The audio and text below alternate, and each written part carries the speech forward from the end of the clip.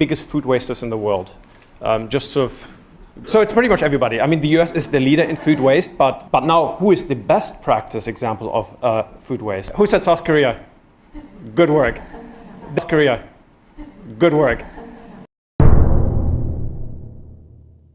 미국의 시카고 대학에서 이색적인 주제로 강의가 진행됐습니다. 기자이자 영화 제작자인 강사가 전 세계 다른 나라에서는 찾기 힘든 한국의 이것을 주제로 강의를 한 건데요. 그가 경탄에 맞이하는 시스템은 바로 음식물 쓰레기 처리 방식이었습니다. 해외에 거주한 경험이 있거나 여행을 다녀온 분이라면 공감하실 겁니다. 재활용 쓰레기와 음식물을 철저히 분리해서 버리는 한국과 달리 미국과 유럽, 호주 등 선진국이라 불리는 나라에서 이런 방식이 일반적이지 않기 때문이죠. RFID 기술까지 적용된 음식물 쓰레기 수거기는 물론이고 이를 통해 각종 신사업 분야까지 만든 한국의 경쟁력에 모두가 놀랐다고 합니다. 영상으로 만나보시죠. I hope you have all had your lunch because we're not going to talk about food waste. So I'm glad we didn't do this before lunch because then it would be much more difficult to eat all this food. Impact all of this to how much food we produce and grow and distribute has an impact on climate change. The biggest food wasters in the world. Just sort of general sense. Obviously, yes. Okay, who else? So it's pretty much everybody. I mean, the US is the leader in food waste, but not far behind is England, Germany, Australia, Canada. But now, who is the best practice example of food waste? I guess nobody's going to guess this one. Nope, worst. Who said South Korea? Good work. That's the only country who has actually managed to practically eliminate food waste. Guess how much food do we waste in the US every year? Yeah, tons is a good guess. More detailed.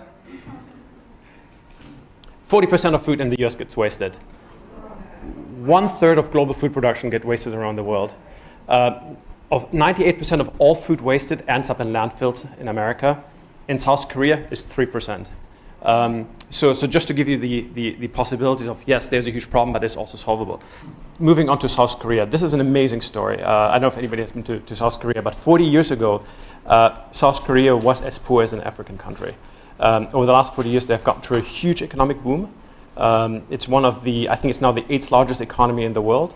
High tech, poverty quite low, and because it's a highly densely populated place, Seoul has about 25 million people, and there's very little land mass, they had to deal with their own food waste problems. And they've come up with a very unique solution. So I'll show you that, and then I would love to sort of talk to you and see in what direction.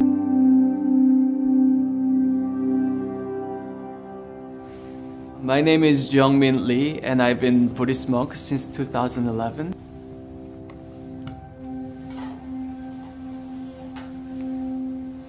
For people outside, I think it's really important to think about those people who are dying of starvation. From that kind of perspective, when we see outside people who eat too much and just throw away, it's not acceptable in the monastic life. I was born and raised in Chicago. I ended up moving back here in Seoul about 8 years ago. And I've been teaching out here since. We definitely waste less food here than we would back in the US, only because there are lots of small traditional markets around here, so we can go there and just buy what we need for the day instead of buying everything in bulk. Saving foods, this is pretty much embedded into our system. We're just used to it because we've always just grown up this way. My parents are very conservative. We actually have to pay for our food waste. It helps that there's that law because it helps us be more conscious about it. Because it technically makes sense that you pay for what you throw away. Like if you go to a buffet, some places they're like, oh, if you have leftover food on your plate, then you have to pay extra, and they charge you. So it does make sense. You should be held accountable for how much you do waste, and that'll help you be more conscious about saving. So we're throwing away all our food waste in here because if we don't, they're going to charge us. And they'll actually dig Big Brother's through, watching right like there. If we put it in a different container, and they'll go through the trash, like the bags, and see who it belongs to, like especially the ones that are marked. So for me, when I moved back to America for college, I was still separating all my waste. I was separating plastic, bottles, paper, aluminum, and my food waste especially. And I remember at that time, my roommate threw everything into one bag, and she just took it out to the dumpster. And I remember thinking that what a waste. 우리나라는 이로부터 푸짐한 상차림을 선호하는 음식 문화 특성상 다른 나라에 비해서 많은 음식물 쓰레기가 발생하고 있었습니다. 런던 협약에 따라서 2013년 1월부터는 은폐수 해양 배출이 전면 금지될 예정인 상황이었습니다. 그래서 정부는 음식물 쓰레기 줄이기를 위한 특단의 조치로 음식물 쓰레기 종량제를 전면 시행할 계획을 수립했고요. 전국의 인구의 99%가 거주하는 144개 지자체를 대상으로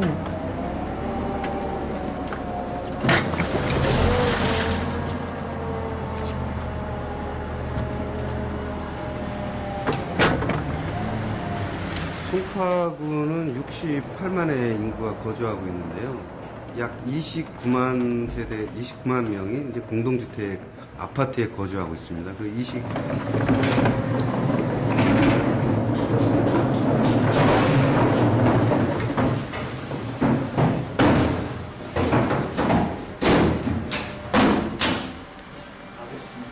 2 창을 보면 85%가 지금 차 있는 거고요. 이 기계를 보면 77%가 차 있습니다. 지금 시각 보면 오전 4시인데 거의 가득 차 있는 상태입니다. 이게 주민들이 오면 이 카드를 여기다 태그를 하면 이렇게 뚜껑이 열립니다. 그리고 여기다 음식물 쓰레기를 붓고 이 카드를 다시 태그를 하게 되면 뚜껑이 닫히면서 버린 양의 무게가 여기에 기록이 됩니다. 이 무게가 기록이 된 양은 무선 데이터를 이용해서 환경공단 서버에 축적이 됩니다. 이거를 월별로 축적이 돼서 그래서 RFID 방식은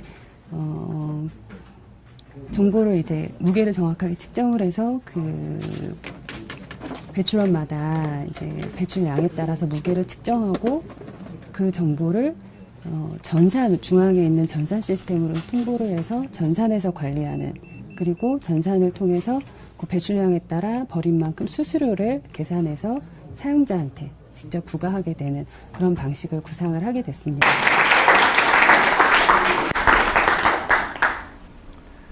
And I think this is the real amazing story about South Korea is they have figured out that waste is not waste. Waste is money. And they have figured out how to create jobs through waste, to convert it into biofuel, animal feed, and fertilizer.